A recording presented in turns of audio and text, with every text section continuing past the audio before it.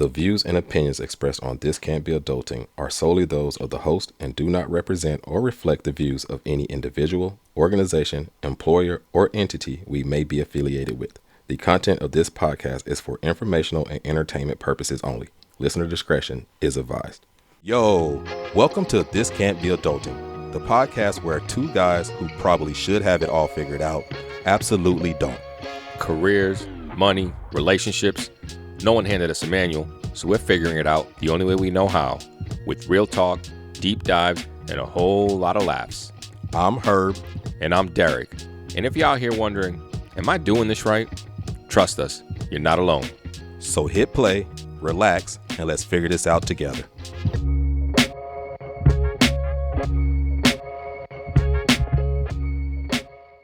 Yo, welcome back to This Can't Be Adulting, Season 2, Episode 22. Say it in 222. Say it in Spanish.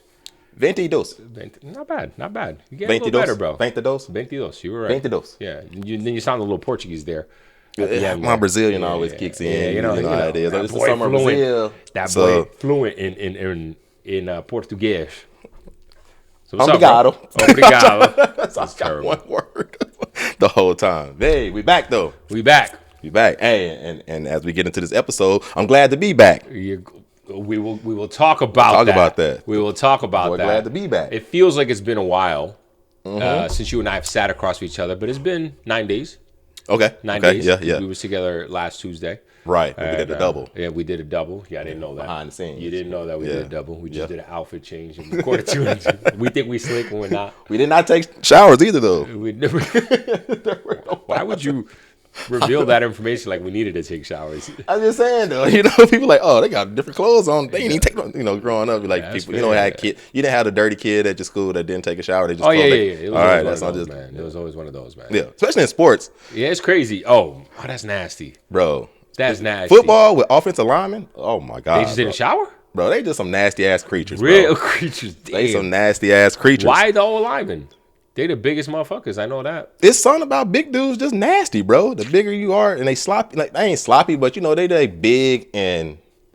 There's more creases for them to. Yeah, they just got to get sweat up in and start smelling. I don't want to get into. Shout outs to the big doors out. Yeah. I need. Hey, respect the linemen. Respect the linemen. Yo, that's crazy. But they the worst ones. That shit reminds me of. I be listening to radio a lot, especially when I'm driving in the morning. What do you mean radio? Like the radio. Like, like FM? Yeah, like FM. Straight up FM. But not even for the music. Yeah, I always have to have something in the background. Yeah. But like particularly in the morning, they have the morning radio shows. Right, the locals. It's a local. So I love listening to it because they have these segments that are just fucking funny. Absolutely. Anyways, there was one a few years ago of some girl that called in and she was like, hey, I need your advice. Like, I'm trying to figure out how I can tell my boyfriend to shower. And they're like, what are you talking about? Oh, this is. She was like, I love my boyfriend. We've been together for like a year. We're from down south. It's always hot. It's always whatever. And so when I met him, I just figured, it's the summertime. We all hot. We all sweaty. It is what it is. She was like, but like, yo, like he literally works outside all day and he comes home and just doesn't shower. And then we get it, man. She was like, I've gotten so many skin rashes from him and all this shit. And I'm just like, what? Oh, yeah. That's crazy talk. This is not uncommon by any means for like construction workers. Like it's going to be somebody that just, I could think of like growing up around people that work construction. Like, yeah, it's a couple people out there that don't shower. And you like, bruh, how do you go lay up with concrete and dirt? Oh, and that's fucking gross, bro. Like, yeah. Yo, and this is actually a good segue because I wanted to talk about this anyway. But like, obviously, I'm part of run clubs and I go running all the time. Especially in this heat, bro. Yeah. If I'm running, if I'm sweating, bro, I am coming home and showering right immediately. Immediately. No, every time you work out, anytime you just sweat, like yeah, bro. It's crazy talk. Like I can't even fathom being like laying in the bed. Laying in the bed or sitting on my couch or anything like that, bro. Like I might sit on my table to eat first before I shower. Yeah. I'll do that. Yep. But like I even feel nasty, for example, like Monday. My workout routine was I woke up, I gave Choco a walk for an hour, and it's hot out here. So even taking a shower, I'm sweating. Mm-hmm. I come back, eat breakfast, and then I went to the gym. Obviously didn't shower because I was going to the gym. Yeah. Went to the gym, sweat my ass off at the gym for 2 hours. And then I went for a run. So obviously I didn't come home to shower and I went for my run, bro. That was 6 hours of just continuous sweat. Like that is disgusting, man. I came home, right away and had to shower. There's no way I'm not And gonna you shower. you could see the, like in the shower, you could feel the dirt coming off of you, and just like the relief of Bro, it's crazy. freshness. The reason why I said that's a good segue is because talking about what I did this weekend, because this episode is going to be about what happened to Herb this weekend, Yeah. which I was invited to, and I didn't go because of what I did this weekend, what I'm about to tell you. Okay. So as part of Run Club, I forgot to stop the timer here, my bad. Not even as part. Obviously, I'm part of this Run Club, Body Art Run Club. Shout out to Body Art Run Club, and we've got a couple of people that be doing ultra marathons. Oh yeah, So yeah. we have this one girl, Tay Rock, who's crazy. She did 100 miles. She did around Lady Bird Lake a few months ago. So that's 10 laps around Lady Bird Lake. But she's a runner. Yeah. Like she's a runner. And so one of the other cats, a friend of mine, shout out to Matt, he decided he wanted to do a 100 miler too. So he trained for like 2 months for it. He did it this weekend. And he hit me up on Friday and he was like, hey, do you want to come out and help me pace? Now, I've been under the weather. I've been sick. So I just haven't been able to feel better. I feel a little bit better now. And when he hit me up on Thursday, Friday, I was like, yo, I'm just going to take it easy this weekend. I thought you would do the next week, and my bad, I'm not going to go. And so your girl had hit me up Saturday and was like, if you want to come out, I was like, Saturday morning, I still wasn't feeling that great. And I'm like, nah, I'm not going to go. I say all that to say, in the afternoon, all of a sudden, I started feeling fucking froggy and good. And I'm like, buh. And I was like, you know what? I haven't worked out in 10 days. Yeah. I was like, fuck it. I'm going to go run with this cat. Yeah. He starts at 6:30. He's going to start his 100-miler, 6 cat. So I hit him up. I said, yo, I'm going to go support you. I'm going to run the first 10 miles with you. Yeah. So I ran with him the first 10 miles. It took us about 2.5 hours to run. Started at 6:30. There was like 5 of us. 1 lap around Lady Bird, 10 miles. Nice and slow, like a 13, 15 pace. Okay. Mind you, like when I was training for the half marathon, I was doing 10 miles at like a 8-minute pace. Right. Oh, okay. Like right around Yeah, 8-minute, 15-second pace. So 8-minute, 15-second pace, we'll call it, right around there. So we did around 13, so not bad, but bro, I was fucking beat. My point is to saying all that is your boy his intent was not necessarily to run the entire thing, but was to complete 100 miles, however you can complete it. No sleep. No sleep. You're going. Yeah. He could stop, he could rest, he could eat, he could take a shit, he can do that shit, but you're not going to sleep. So his intention was to go from 6:30 p.m. until 10 p.m. on Sunday. He went until Monday morning at 8:45 in the morning. No sleep. What? He went 45 hours. He went 50 hours without sleep, and he finished it in 38 hours. Is that like Bro, that's crazy, dog. like it's just You want to talk about sweat? You want to talk about not being able to shower? How nasty he felt? The dirt all on his legs, the whole night, no sleep. ow. I'm just thinking of like all the things like I get when you get rashes between they chafe. I chafe easy, so I can just imagine the chafing. Yeah, I can imagine your toenails, what they feet could look like Achilles afterwards. Is swollen as hell. His ankles were swollen. His toes were all fucked up. But he had to keep going, and so we were all in a group text. I stayed with him the first 2.5 hours, but he had people coming to be with him for shifts because he was running 2, 3 in the morning. Yeah, there was this one cat that came, his friend that came. Shout out to Jordan too, who was like, I'm gonna run the first 20 miles with you. He finished the first 20 miles. He's like, fuck it, I'm doing all 100 with you. So Jordan finished with him too. Yeah. And they all stayed up all night. I met up with him on Sunday morning again with Choco because I had his tracker. I knew where he was, and I found him. And at that point, he was walking, and we walked 3 miles together. And there was a couple, the amount of people that showed up to support him, it was fucking wild. But yeah, that's where I was Saturday instead. That's why I didn't go out with y'all. Man, I ended up doing this 10 miles, bro. Yeah, he did 100 miles, bro. And the boy was fucking at Run Club yesterday. Oh, bro, I'm done. I didn't even go to Run Club yet. I was still sore from the 10 miles, bro. Y'all get that. Y'all can keep the run. I was like, bro, go to sleep, my guy. Y'all can keep the run. I'm good. Anyways, that shit was wild, bro. But I can just imagine because he did go home. Like he was like, I went home to take a shit. He did that, but he never went to sleep, and he came right back and was back at it again. I'm like, bro, like. Granted, he didn't run the whole thing. I don't know who actually runs a full 100 mile. I don't think anyone can. Right. And he took a lot of breaks, but the fact that he went and did that shit. Hell yeah, bro. That just shout out. The fact that he was awake for like 50 hours, bro. You wildin', bro. Yeah, I mean, I bet at the end you're just delirious. Your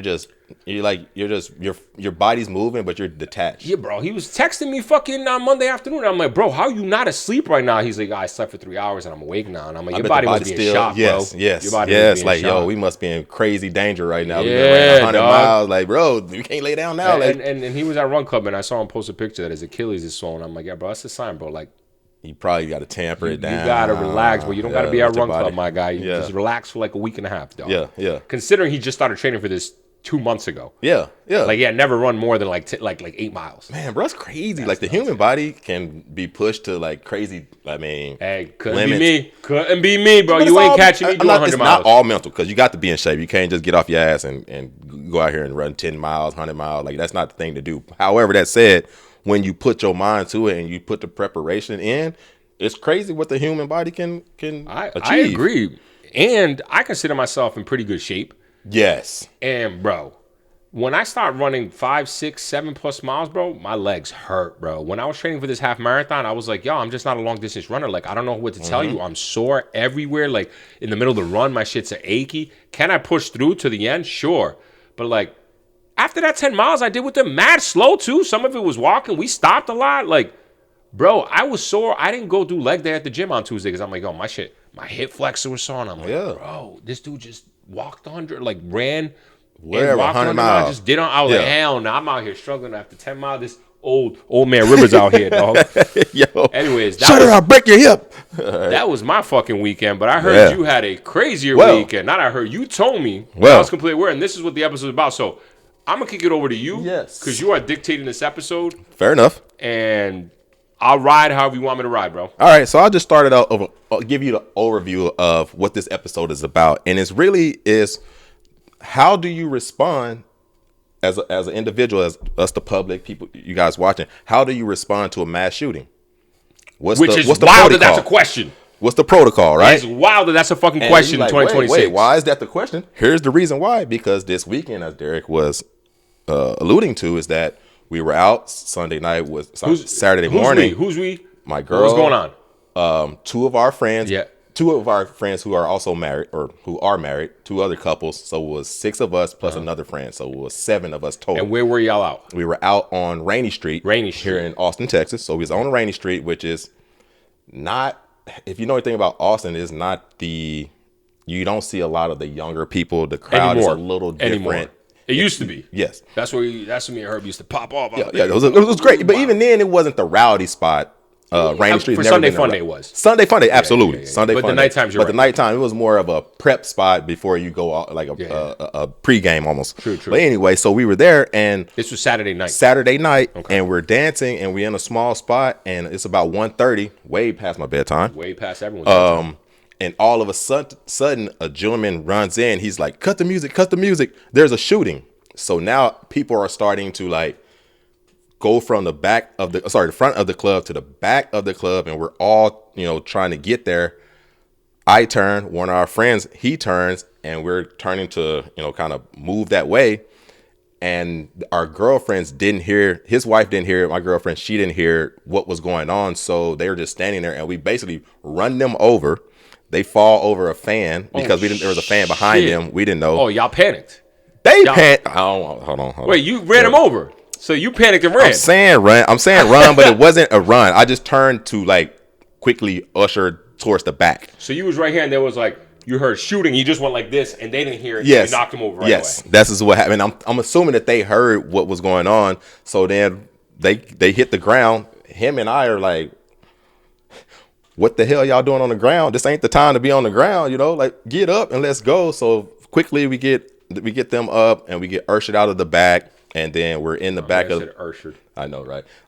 We get into a back patio area, and we kind of start to go off to where there's a little shed, and we're hiding in the shed for a second. And I'm like, I don't like being in this spot right here, because if somebody comes out of the damn thing shooting, we're just sitting ducks here hiding. Holy shit. So then this is the first time I'm hearing the story, by the way. I told him not to tell me. Yes. I told him we're going to do it live on the podcast. So we get, the guys, we get the girls, and it's 7 of us. It's 6 of us because we're missing one of our friends. We didn't know it at the time. So then we moved from the shed, and we decided if we're going to go out the back of the bar into the alley, or should we stay in here and it's just a safe spot to be.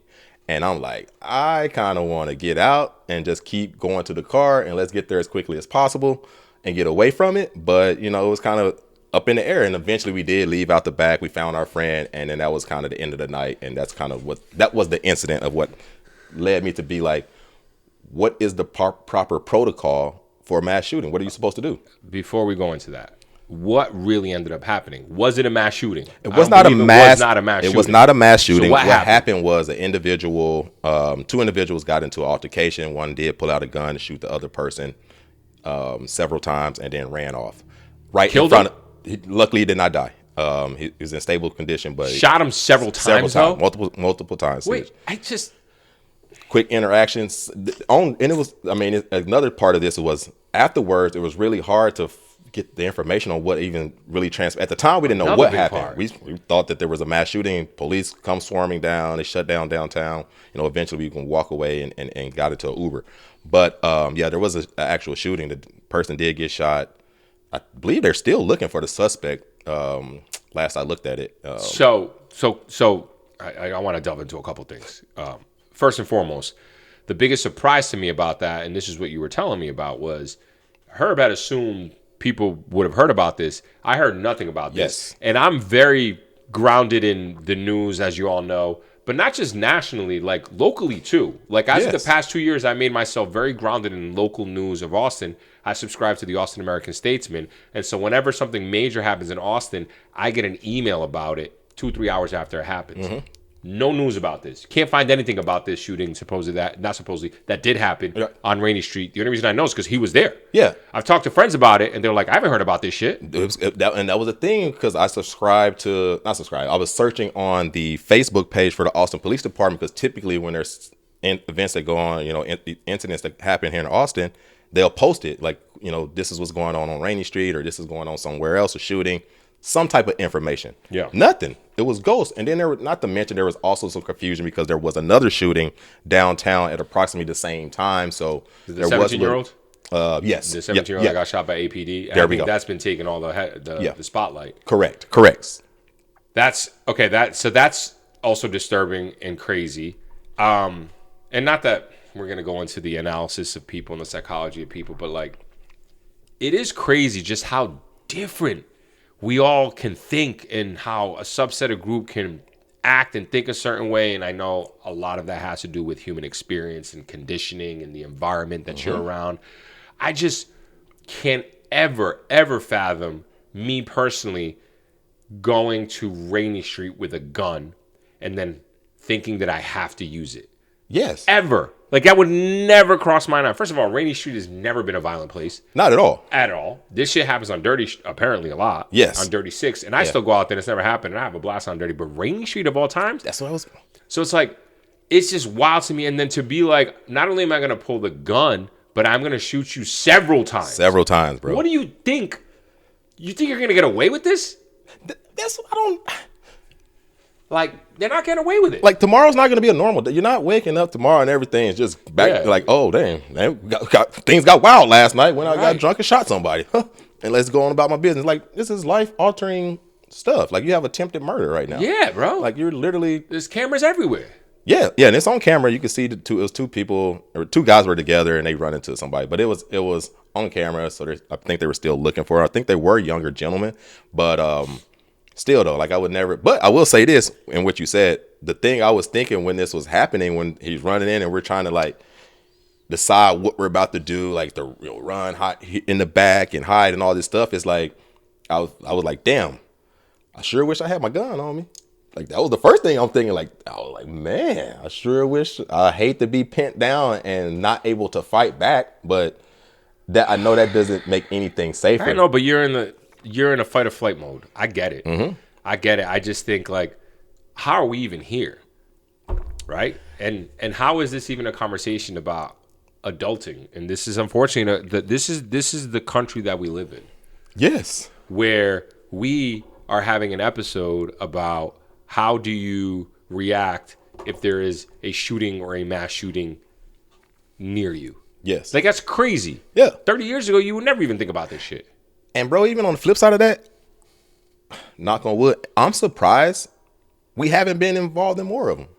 Personally? As much as we went downtown. Yes. As much as that's a good point. As much as we used to go downtown, I'm surprised. I guess I'm saying I'm surprised Austin hasn't had as many of these downtown as it could potentially have had. I don't know. I feel like Austin has had a lot. Here recently, yes. The past couple of years, like Texas overall has had right with the amount of guns that being tagged. Texas is the country with the second most guns in the United States, which everyone would think, oh, wouldn't it be the most? No, number one is California. Well, that's who California has the most mass shootings. It has the largest population. It's a population as well. It's a population thing. Absolutely. But there's been a lot of shootings. Well, I guess shootings. Mass shootings is 4 more people. Correct. Shootings is less than that, if I'm not mistaken. I mean, we had the very infamous one that just happened in February, downtown West 6th Street, Buford's, which is where we frequented all the time. Yes. All the time we frequented. Yes. Like all the time when we were younger. And I couldn't fathom somebody pulling out a gun, and I know this was a not mass happened. shooting. Yeah, this was a This was an altercation. The man came with intent. And I'll be honest, like going back to like in the moment when it was happening, the guy runs in and he's like, cut the music. They're shooting. Was it an employee of the bar, or was it just a rando? I think it was an employee. of the bar who ran from the outside in, because it happened literally right across the bar where we were at.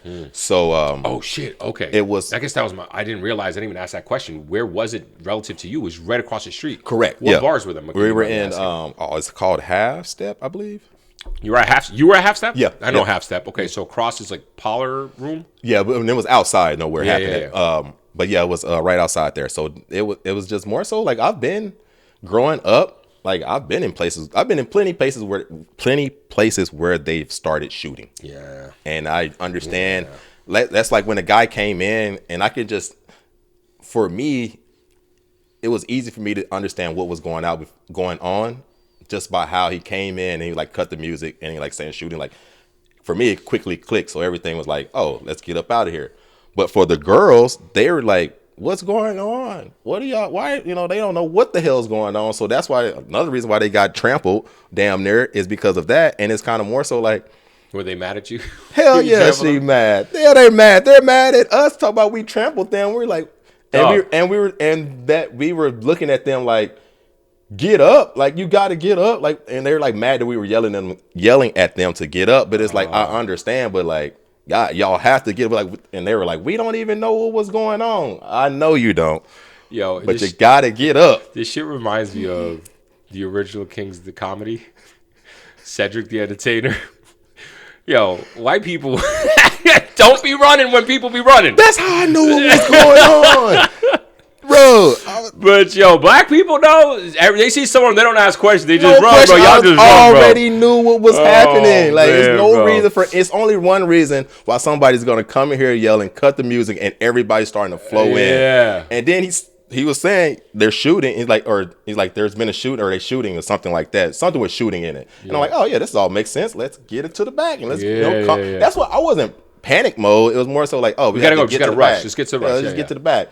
They haven't heard anything. The girls in La La Land, because they just wouldn't even, couldn't fathom that it could happen to them. And that's what I was trying to explain to my. This is what you want to talk about. My girl was like, "You're not even thinking about, oh, we're out here tonight and there's a mass shooting. What should I do?" Or we walk into a bar and being like, "Dang, somebody come here shooting. Where should I go? What's the exit plan?" But me I don't want to say as a man, but like me just logically thinking, if I'm any place I walk into, especially in bars and stuff, I'm going to be looking at like the exits. What are the exits? How do we get out of here? Yeah. Like, just in case somebody come in here shooting, which way do I want to go? That's so funny you say that, because there was a trend going on a while back on social media about this, about like, men being like, my girl over here oblivious to what's going on, and then the man's always looking at this. With that said, I don't say that as in like so true, because I don't get that either. I'm a man. I don't ever go, I got to find the exit. I don't ever really? No, I don't think I would have reacted like that. I think it would have clicked with me really fast. Right. But I'm never like, where's the exit? And the reason why I say I think it's funny is because on Monday night, I went to Matt's El Rancho by myself to have dinner. And I remember I was just sitting there by myself, and I was just seeing all these couples all the way. And it was the first time that I went, I don't know why I thought about it. I was like, where are the exits here? And I just started looking around. I was like, all right, there's an exit there. And I don't know why that popped in my head. And I think I started going with it because I remembered this trend about how men are supposedly always being like, I always got to know where the exit is. I've never thought like that. I've never thought like that. So I think it's fucking interesting. The other thing that I was going to say is, I don't want to say privilege, but what you're saying and how you're saying like the girls were oblivious to you, and what you're saying, and I don't mean that in a bad way. Yeah. Just like they were with their boyfriends and their husbands. Yes. They feel safe with y'all. Right. So they're not thinking about that. Yes. Obviously. Yeah. But with that said, it's the same notion as women being like that we don't understand when they're out by themselves. They got to be like, all right, where's my number? How do I get out of this? Oh, how do I watch my drink? How do I make sure nothing happens when I'm running by myself? How do I make sure I'm good to go? I'm not thinking about those things. We're not thinking that shit. Yeah. They're always on a high alert thinking that shit. So when they're with you, they don't want to think about any of that shit. When they're with their people, when they're with their someone that they feel safe, they're not going to be thinking about that. Like, I'm good, I got my boo, they're going to take care of me and all that shit. So that's that. In my opinion, I think that's where it comes from. Yes. That's what it is. Like when women finally feel safe with a man, they're always constantly thinking about how they're going to escape in some way, shape, or form, because women's safety is always in danger all the time. Yeah. No, you're absolutely right. You know, I haven't thought of it from that perspective, because I'm not covering my drink when I go to the, like, I'm not thinking about like somebody roofing me or trying to take advantage of me walking from bar to bar or getting into an Uber. Like, again, we talk about privileges. Those are things I'm not thinking of. Yeah. But but when we walk into the bar or the club, I am thinking of like, damn, somebody run in here. Yeah. How do which way do we need to go? Well, I also think, I mean, you alluded to this, that you've been around shootings before. That's what I was going to ask you. I haven't. Growing up, I haven't. I've been not around it personally. Yeah.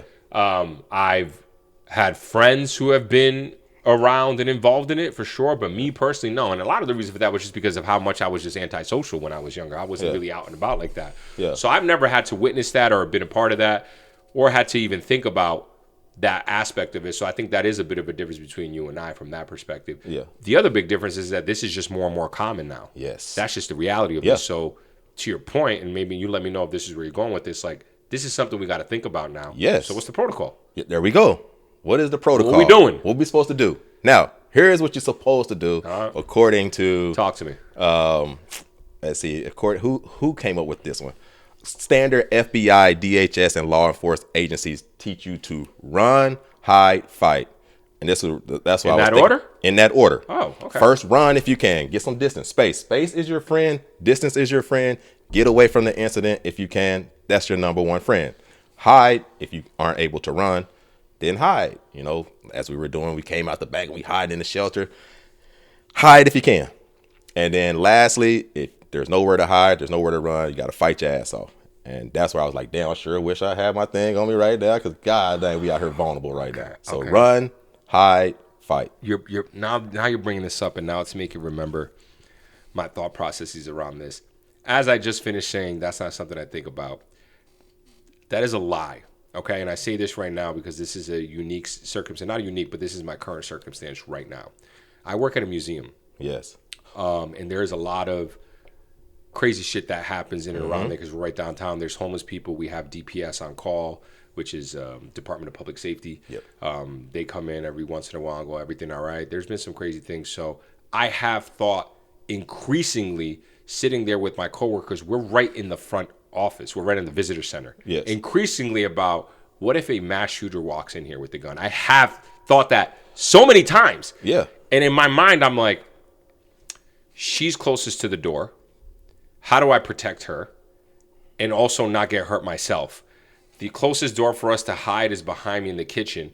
Oh my God, that's so funny. Not funny. Sorry, nothing's funny about this, but like, it's so random that like, these are thoughts that I've had in my head all the time at work now. Yeah. And I've never had to before. Right. Because either I work from home or I work at an office for security or whatever the case is. But like, this is a thought that I have had here now because we're wide open to the public. Yes. We got randos walking in. We've had some strange people come in and do some weird things where I've had to get up and like, you know, she's told me about a homeless person. Like when I went to the bathroom. Yeah, y'all have bathrooms and stuff. I was, is everything all right? And she was just like, yo, this homeless person just almost pulled out his penis. Like I was like, all right, we got to call DPS. Like all this shit. And so that is something that I really think about because I'm like, we're kind of sitting ducks right here. Like they're really nowhere to hide. Do I have time if someone would just walk in with a gun to open his door behind me, get her? Like, no, I don't have time. Right. So I've been constantly thinking about what is my best way to not just escape, but to protect her. Yeah. So I have thought about that a lot this year. I mean, again, it's something that I've like just being with, just going in the public and just being out there. There's a lot of time just walking into building spaces. I'm thinking those types of things. And I don't have any military background, no military law enforcement training, none of that type of stuff. I think it's just something that growing up, going to establishments where they would get the shooting. I was just gonna ask you, when did you start thinking like this? It was And just since you were I young. mean, since I was young, growing up and being in social settings. I mean, if you look at even and think of some of the pop culture stuff, like you think about the movie Boys in the Hood. There's a scene where they're just hanging out on Great movie, by the way. Crenshaw Boulevard. Go watch that. On Boulevard, and one of the guys bump into each other, and then another guy pulls out a gun, and just starts shooting in the air. I've been into. I mean, that happened growing up all too frequently. I mean, it was 2 years ago. crazy, I was at home at a I remember bonfire, this fucking story. and unfortunately, a person was shot and killed. And it was just like it wasn't like just another day. Typically, people aren't getting shot and killed, but people pulling out guns and shooting and ruining the party, very familiar with. That's wild. And it's always like, I think that's why I like had this natural like, all right, how the hell we get out of here when they start acting a fool? Yeah. And that's why when this happened, it was like, oh, I could tell what's going on. I see what we need to do is just get out of here and move and remove ourselves. But I can also see how like the girls aren't thinking none of that type of stuff. Like they was too oblivious. So a couple questions. Are you, outside of like this is, I don't want to say traumatizing, because to be honest with you, none of them hit me up and told me about it that happened that you were with. Yeah. Surprising. I've been talking to them all too this week. None of them said a damn thing. You're the only one that said something. Which is crazy. I'm like, hey, how none of y'all like, what? You were there. Herb told me some shit. I haven't even asked him about it. But are you saying that we should all be prepared for just in case some shit like this happens? Absolutely. That's what you're Yes. wanting. Men, women, everyone. Everyone. Alike. We need to be prepared. Need to understand the whole run, hide, fight. Like, and it's not so it's like you need to know exactly like, oh, okay, somebody come here, I'm about to run here, run there. Just have an understanding of in a potential situation like this, what should I be doing? And I will say, if you haven't ever thought about it, if it's something you never practiced, it's not something that's going to come to you in the moment. Yeah. Oh, you think so? No, it will not. I mean, this is something you have to practice. Like, this isn't, you're not going to. How do you practice it? You just have to be I mean, I ain't saying you have to practice it, but if it's not something that if you've not thought about or had like put a little bit of thought into previously before the incidents, then you're not going to be prepared for it. And this is a somewhat unique problem to the United States, by the way. absolutely. Like, I'm not saying there are other countries that have a lot of gun violence. I'm not saying Yeah. that, but like for developed nations, Yes. this is a very unique the whole problem mass to the United shootings. States. Yes. And so, we've talked about this with our Second Amendment episode podcast, but I think we live in a very sad time where or maybe not our solution, because I don't think what you're saying this is the solution. I think what you're saying is how do you just protect yourself for the reality of what is Yes. the United States. Yeah. When we know what the solution is. Yes. Like, we know what the solution is. Yeah, we have the data. We know. But it's like our politicians don't want to move on it. We don't want to solve it. It's not. We don't want to solve it that way. No. We don't want to solve it. Instead, you have companies like the company you used to work for that take advantage of this shit. Yeah. Yes. Yeah. To say, oh, you need to have all this security. Or the person that says, oh, you know how what fix a situation or what's the word I'm looking for? Yeah. You know what? Like the A solution. good guy with a gun. The solution is a good guy with a gun. Yeah. The only For a bad guy with a gun. And yeah. you thought about it too. You were like, I wish I had something. Oh, I hell wish I had yeah, my bro. dad at the time. When we were at there, I'm like, man, I hope nobody comes out here and we're hiding in the shed. And I was like, the first thing I was like, damn. It made me even think, like, you're not, everyone knows that if you're, a reasonable gun owner, you're not supposed to take your guns into these types of establishments, like to bars, restaurants, places that serve alcohol, because they don't mix. I wouldn't want to, as much as we had been drinking, I wouldn't want to be in there with my gun and I'm drinking. Like, that's not it. That's never a good recipe. Dope. That said, I was like, I mean, they ain't checked me at the door. Bro, I had a friend here in Austin. I'm just going to say friend because if I reveal any more about it, it might be too revealing for the podcast. And you were with us a bunch of times. He had his gat on him every time.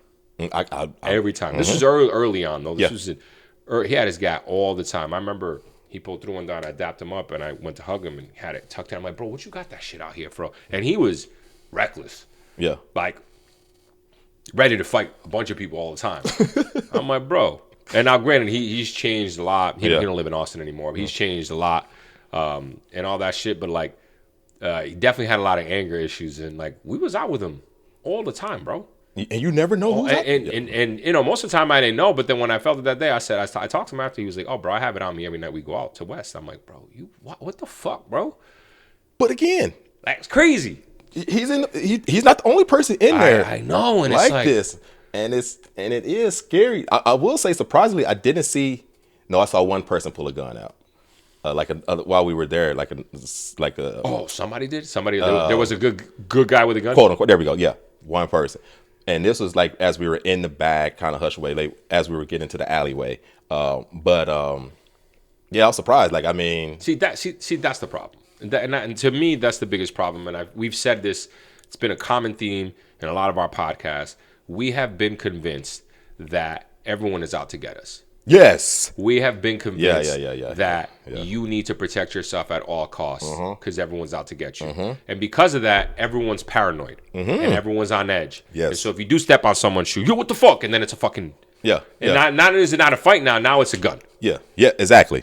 Because the enemy is the person next to you. Right. The enemy is the people that I don't know, these people that your I'm neighbor so now. I got to, my neighbor, I got to have my gun. Yeah. And that's the issue. Yeah, I agree with And you. that's the issue. Because it's And not a everyone reality. thinks that they're the good guy with the gun, by the way. Yeah. That's the Of problem. course. They all Until think you're that. back. Yeah. I mean, there's nobody like, oh, I'm gonna be the next bad guy with the gun. Yeah, That ain't unless the- you're tapped and you're like the Yeah, actual yeah, mass yeah. shooter, whatever the Right, case is. right. But like in this situation, that's not what it was. Yeah, and then like God forbid, let's say everybody pulled their guns out. Now, who is the good guy? Right. Like, They're who all are we pointing shooting each other. at? We got ourselves a Mexican standoff. Right. Yeah. Who are we shooting at? Are you the guy? You the guy? You the guy? Now I just got to start getting these shots off. But And this is why I don't want a gun. This is why I don't want a gun. I don't want to add fuel to the fire. And we live in Texas. Yeah. You know, I have this conversation. You're a progressive ass motherfucker. Yep. And I have this conversation with a lot of progressives, and they're all like, "Nah, bro, I got my gun. It's Texas." And it's like, again, everyone's like, "I got to because they have a gun." And that's the story. That's literally what is. it, They bro. got a gun, so I got to have a gun. It's like, bro, this is why we're in this situation in the first place. Yeah. Like, it's so ass backwards. what did Dave Chappelle say? The guy walked onto his property with a gun, and the first thing he thought was, "I got to go get a gun." Yeah. I mean, that's literally the thought process. Like, even for me, like full disclosure, I haven't been like gun owner for that long. It was literally the last role I was in, working with these people, and then realizing like all of these people were carrying their guns. I'm like, damn, I'm not gonna be the odd man out. So now I got to go out here and get you a gun. And it's like you said, like now everybody, especially in Texas, it's so easy. I mean, you can go get one today. Oh, you can get one at Walmart. Yeah, that's what I'm saying. You can go get it today. Dick's. No issue. right now, today, even within 10 minutes. Show your license, boom, you're good. Yeah, that's it. They're it. gonna sell it. You don't even have to know how to use it. You never had any gun class, and you can today when you walk out of there, you can carry it around with you. Yo, the fact that people don't realize how ass backwards this is. And the thing is, I know you realize this ass backwards, Yes. but you still did it. You still did it. And this is how they get people, bro. Because again, nobody wants to get got. Bro, what am I supposed to do? It's almost like, like anything in America. That's the game. This is the system. That's the game. This is the system that we're all falling for. I know. And that we all know it's wrong, but we're like, I gotta go with it. If they pass us, if they like, yo, bro, the Second Amendment has been, amended, or we got a new amendment added for, the Constitution to rectify the Second Amendment, I'm turning mine in, bro. I'm not holding it on. I'm all you think for you it. need it out of necessity. And I understand that, but like at what point do we just like buck the system, bro? And this isn't even like bucking the system like this isn't even like breaking laws by saying we're not gonna have guns. Just everyone just be like, yo, we're not gonna do this. I mean, I know it's never gonna happen, but like at what point, bro? Like, I don't we know, all bro. It treated to seems hate like each other, bro. It seems like we would. It seems like because the answer is so simple that we would do it, but we don't, and that's what the most mind-boggling, confusing thing into it. Like, it's easier nowadays to get a gun, carry a gun, to carry a firearm now than it was, in the 90s, especially here in Texas. So it's like it's just different in the sense of like, man, if this was the system if this is what they're preaching to us, and this is kind of like they're like the only way to again like the only thing to fight off a bad guy with a gun is a good guy with a gun, all that, then what else? Like if that's what the system is saying that we're gonna have to do, same thing as run, hide, fight. Like This is Bro, we live in a world where corporations are creating problems so that they can create an industry that they're touting as a solution. The company you work for, Flock Security. You don't work for Flock Safety. Yep. I was going to bring up the Flock. Is one of the biggest ones with all the cameras, all the bring surveillance. that up as well. That shit was non-existent 20 years ago. It wasn't needed to. Yeah. The minute 9/11 happened, Yeah. Oh yeah. the minute school shootings started happening, Patriot Act. Oh. bro, these motherfuckers, somebody greedy. Not even greedy. I think sometimes people had good intentions. Don't get me wrong, but now they're like, there's a whole industry under the guise of safety, of security. Yes. And they're taking our privacy, and they're telling you have to be scared. Oh, you don't have an alarm. Like, I be listening to these security systems for the home. I be listening to the advertisements, and I'm like, Oh yeah. what world are we living in that you think everyone's just breaking in? Now, granted, yes, that shit does happen. I'm not saying that, but like, again, it's happening because of the conditions that this country has put a lot of people into. Poverty begets crime. That's what it is. And it's also, again, I'm going to repeat it again. We're being taught to be scared of each other as opposed to who we should really be scared of or fighting, which is the motherfuckers up top that are creating all this mayhem just to make money off of us. Yeah. I moved to my house. The first thing I thought was a security system. Of course. It wasn't until 3 years later that I realized it was a fucking joke. You've been paying all this money. I'm paying, and they kept raising. I started off $39. I left. It was at $55 a month, and I'm like, for what? Ain't nobody breaking in over here. It's stupid. Yeah. And you know what? And nobody was, because I still got the camera sitting out there that don't work. But people just see a camera, and it's like, but everyone in this neighborhood, and I'm like, what are we all so scared of? I mean, your neighbor might come over here and take all your stuff. Yeah. And might break in. And then what are you going to do? It's so funny because even I was thinking about how my car just got broken into and how like mad that made me. But like in hindsight, I'm like, all right, like it happens. Like, I'm not now going to go buy an alarm. I'm not going to now like, I don't know. I was just You're like not traumatized. I'm not traumatized. And I get it. It is an invasion of my privacy. It felt very, what's the word I'm looking for? Like very like personal. Yeah, like make you feel dirty, like your It car will felt feel dirty. Yeah, like I felt like what's the word I'm looking for? Like vulnerable, not vulnerable. You said the word last time, but it's fine. Anyways, and you have these anecdotal instances that happen of theft, of crime, of violence, and it gets blown up by these companies when they think they can make a quick buck out of it.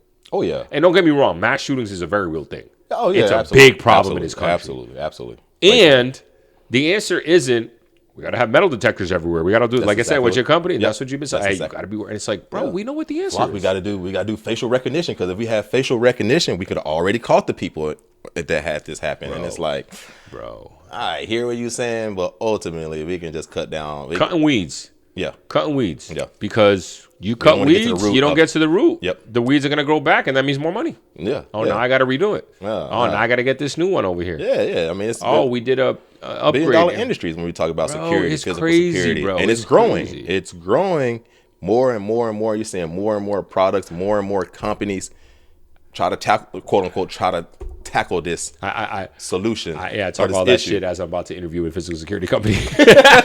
Money good. I need to make money, dog. I need a full-time job, dog. Yeah, but I mean, but again, it is a real problem that we have out here. It's something that we are truly seeing, and it's like something that it is something to think about. I'm not saying as you're out. Yeah. I get so stuck between two worlds, man. I get stuck between the world of like, we know the solution, and the world of reality. Yeah, what we live in, like what we actually live in. Yeah, and it's unfortunate because, you know, you and I were talking. We were just talking about this before. We're talking about obviously our working woes, and you know how the reality is. Herb and I don't really. Let me speak for myself, Herb. You chime in if you agree. I don't want to really do sales. That's not really what I necessarily want to do. And the reality is that's where all my experience is. That's probably where I'm going to be able to get a job the quickest. Yes. And so I'm sitting and stuck between this world of like, oh, fuck this shit. Fuck this capitalism. It's all bullshit. I'm going to go work for a company that doesn't care about me, that's going to do this. But the reality is that life's expensive. Yes. And so am I just going to say fuck every company and just fucking continue what I'm doing and not make money? Yep. And just blow through all my savings? Yeah. Like, I can't. I'm not going to. And I'm not saying that I'm going to not try to figure out a way. I think I'm always trying to figure out something different. And I'm also just trying to figure out how do I fit in this system without selling my soul too much. No, bro. I think that's definitely something that, I mean, that's a whole episode there as far as like, I mean, we've had these conversations where it's not like we're not trying to put in the work, but it's more so understanding like it's almost like you want to do something meaningful. Yeah. But and sales is tough because, like, I mean, if, for myself, I would say, like, there's no other role that I can do where I'm gonna make the money I want to make and have the experience that I have to be able to do it. So it's kind of like I'm pigeonholed myself because I mean I'm looking at 12 plus years of sales, and this, what else am I supposed to do? Now the plan is get in, move around, go another route here next, but far as like me getting in is gonna have to be through sales. I agree, bro, and it's just I get mad because this is again we get taught. I want to say taught. We get indoctrinated. We get fed the myth that everyone is where they are in life due to individual choices and decisions. Right. And that's a load of fucking bullshit. I'm not saying that individual choices and decisions don't play a big role. That's not what I'm saying. But what I'm saying is that we're forced to play within a system that has been created by others, by people with power, so that it begets them more than it begets us. Yeah, not at the interest of not at the real interest at us. But they love propping up the few Cinderella stories, the few success stories. Absolutely. And when I say few, I mean few in the grand scheme of things. Like, yes, there are millions of people that are successful, but we live in a country of 350 million people. Right. There's probably 275 million people that are struggling in this country. Yep. But then you go, oh, but there's 75 million people that are not. And that seems like a big number. And then you can show all day 75 million. That's a lot of people in their mind. But how are so many people still struggling? Mm-hmm. And so my point is with that is, like, it pisses me off because, again, we keep being told you're not making enough money. You're not doing well because of your own choices. Absolutely. Because you didn't work hard enough. Because you didn't go get this degree. Because blah, blah, blah, blah, blah, blah. Well, and now it's you like, got the degree and you're overeducated. Yeah, or whatever the case is, because you weren't ambitious enough, or whatever the fucking case is. Yeah. It's a load of shit.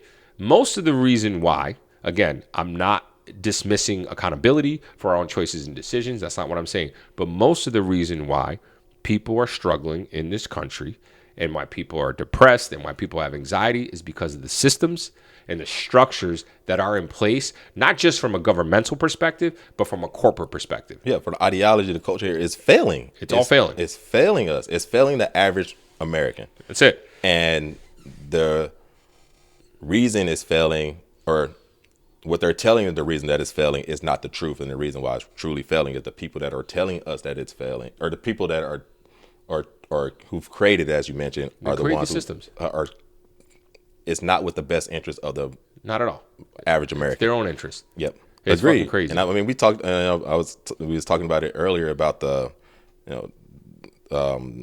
things going on with FIFA and UEFA and stuff like that, and it was just more so just saying, like, how much money, like, they want every single dime from us. Every dime. And it's like, damn, how much do y'all actually want? Like, y'all have ruined everything. Rainy Street, as we've spoken about, has been ruined by corporations, condos, all of them, private equity buying out. I can make so much money if I tear down this bar that made it the character of Austin was having these. Rainy Street was a character of Austin, and now they just completely ruined it and corporatized it because I can make so much money if I tear down this bar, this local establishment that's been here for 20, 30, 40 years, and put a high rise. I can make much more money. We live in a society that it's MOE. It's money over everything. That's it. Capitalism and everybody is genuinely ruining everything. Yeah. Money over everything. And I'm not anti-money. That's not what this is about. But to your point, at what point is enough enough? Mm-hmm. Private equity is coming in and buying out everything. Our local vets, all mom and pop vet shop bought out by private equity, raising fucking prices like a motherfucker. Yep. Bro, like you said, private equity is trying to buy out FIFA now. Yeah. Like, and that's a massive corporation, don't get me wrong, but but private equity is buying every single little fucking thing out just to squeeze out as much money as fucking possible. I mean, that's literally what a private equity firm is there for. It's in the name. There's literally the whole reason this company exists is to make money. And the way that they do it is by squeezing as much money from us, the consumers, as they possibly can. And it's not in the interest of the company. It's not in the interest of the product. It's not in the interest of the customers. It's in the interest of the shareholders. That's all they care about is the shareholders, and it's only a minute amount of those individuals. And then you see, people go on talking about the stock market is at the highest it's ever been, and 401ks are at the highest it's ever been, and it's behooved, like, that doesn't hit with the average American, but somehow that's The average American doesn't even invest in the stock market, bro. no. We've got 401ks, you and I, yeah, but But even a lot of people don't even have that. And again, you don't really have control over that. Like a lot of that shit, like, bro, again, to circle back up to the original conversation, the topic, right? The fact that we have to, or that you're recommending that, stay alert and understand your surroundings when you're out. All of that ties back to this conversation we're talking about. This is a problem that was created by money hungry people. Yes. That's it. Yeah. Yeah. All the problems we have in the society have been created by money, greedy, hungry people. Yeah. Like, full stop. Yep. Full stop. And that's Name me a problem. Name me a problem. And I can promise you I can trace it back up to some corporation or some billionaire that fucked it all up and created that problem. Yeah. A select few of individuals who are creating these problems for everybody, whether, and it's kind of the situation of, and we have this, it ain't that we have this unsolvable problems out here, or that we don't know what the problem is. It's very minute or nuanced, or it's very complex and complicated. It ain't. The problems aren't, the solutions aren't that complex to these problems. It's very simple. Stop squeezing the average American and do it in what's in the greater good. But that's not what we do. That's not what we do. That's literally not what we do. We have, we're asking for free. Most modern developed nations have free healthcare for their citizens. And we're asking for Medicare. And they go, how are we going to pay for that? But we have money for every endless war that's happening. All of a sudden, they just asked for $1.5 trillion in defense. But we don't. Which goes to 4 or 5 companies. Yeah, it's not. That's it. Yeah, we're paying it's not. That's it. That's what it goes to. Raytheon, Lockheed Martin, Boeing. Yep. What's the other one? What's the other two? The other two big Halliburton. And the other one is not Procter and Gamble. It's I can't remember. Not Procter and Gamble. They do like the paper products, but yeah, bro. Like, that's it. They get all of that, so they want that because they go now. Let's say even if they're splitting it evenly and they get the $1.5 trillion, let's give $100 billion goes to actively paying employees or whatever, all that shit. So that's left $1.4 billion. Now you divide that by 4 companies. Yep. Bro, that's like $350 billion in revenue. And that's right there. Why would they want to end this war? Why? It's bad for business. For business. Why would they want to do that? But we don't have money for healthcare.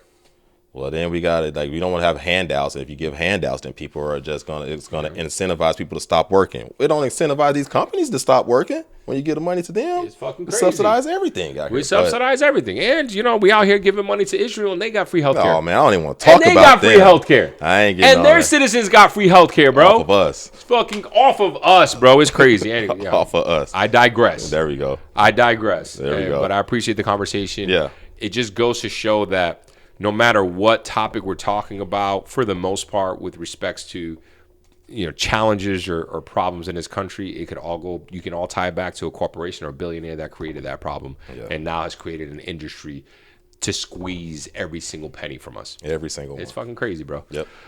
All right, Herb. Yeah, you didn't know where this was gonna go. I didn't know it was gonna go. We made it a full conversation talk. Let us know what y'all think. Yeah. Have y'all ever experienced something like that? Oh yeah, yeah. Be ready. Are you ready? Do you think about these things? Run, hide, fight. Run, hide, fight. There we go. What you got for us from your fun fact today, broski? All right, you want me to get it started? Let's get it started. All right. Here's something that I'll keep it here on Earth. Hey. I'm just going to shoot it this way. Did you know that sharks are older than trees? Yes. Okay, here we go. Sharks have yes.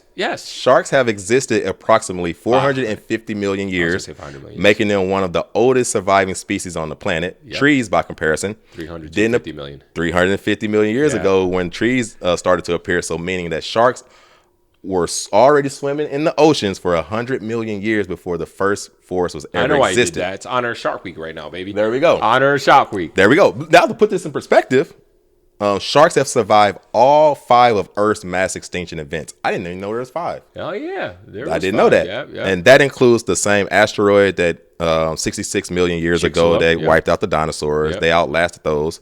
The woolly mammoth. They outlasted thousands of species that have come and gone while sharks have been out there just swimming around. I did know sharks have been around for a very long time, and I did very recently find out, but I guess I'd heard it before. I just never registered that trees have been around for only 350 million years, which everyone's like, only. This is a big deal because the planet was pretty much all water. All life that's on land now came from the water. Yes. And so it came from the ocean. So sharks were out and about. They came out. So land, there was no plants and trees anymore until oxygen really became very abundant, and then there were very small trees. It was a lot that went into it, but that's cool. In honor of Shark Week, that's what's up. There we go. That's what's up. Oh, get it, girl. My little shark right there. Yeah. Cool. All right. I appreciate that. Let me go into mine here too. This is a really interesting one because I was talking to my coworker about this. She gave me this really cool fact, and I'm like, I'm going to use that as my fun fact. So I never thought about it. How often do you think about languages? You do think about languages because you're learning them. Yeah. Okay. Did you know that estimates suggest that between 250 to 300 languages go extinct every 10 years? Wait, what? Extinct, meaning no one speaks it anymore natively. They die, yeah. They die out. Yeah. That's so many languages. Yes. They literally think that every 2 weeks a language goes dead, which is bananas to me. Some experts estimate that approximately one language dies every 2 weeks, which would amount to about 260 languages over the last 10 years.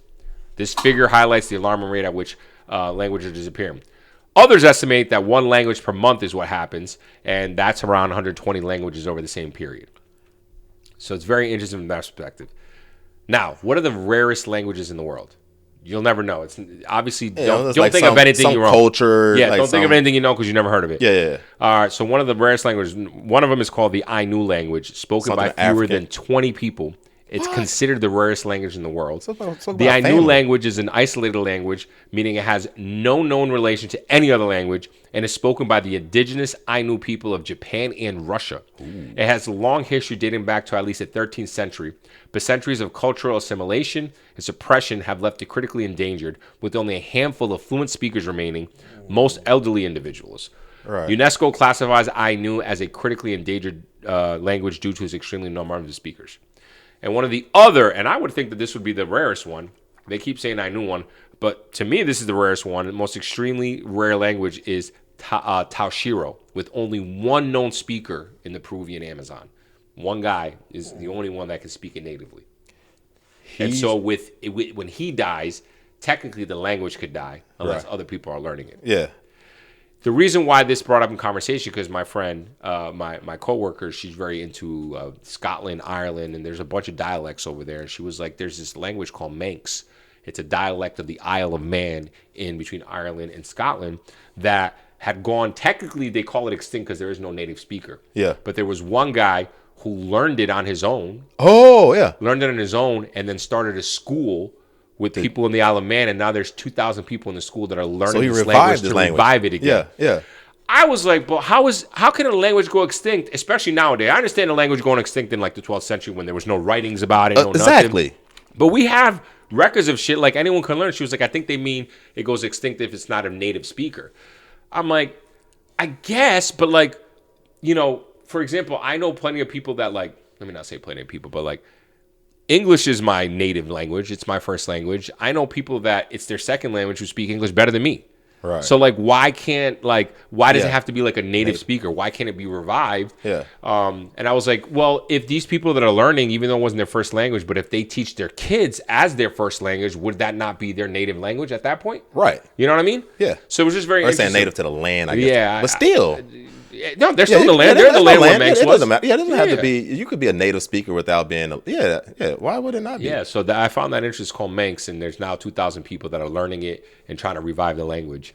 And so I don't know. I found that whole just fascinating. Her and I having this conversation. Yeah, that's the same thing I'm thinking. Like, man, I didn't even think of like that many languages. I haven't even thought about like how many languages there are, and the fact that so many go extinct. Yeah.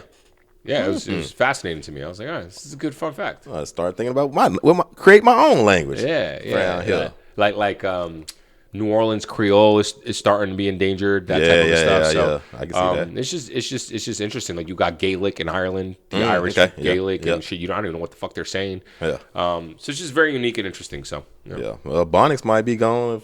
I'll be the last one speaking. You'll be the last one, bro. I gotta open up a school. Bonics, be bro. 80 in here trying to teach people about some what up. Pimpin', been pimpin', since been pimpin'. All right. All right, man. That's all we got, bro. Appreciate the conversation. Let us know what y'all think. Please. What native languages are you speaking that are going to be extinct? I'm not talking about when you're drunk and slurring your words either, right? I speak that. Yeah, I speak that fluently. Not anymore. Used to, though. Actually, more so now because I get drunker quicker now. I'm a cheap ass. I ain't gonna extend the episode, bro. The boy was hurting after the Saturday. After all that stuff, Sunday, I wasn't here. I couldn't function. He was going. Well, good thing it's Thursday. There we go. Bye. All right, y'all. We appreciate her. Appreciate it, dog. Peace. Peace. Woo.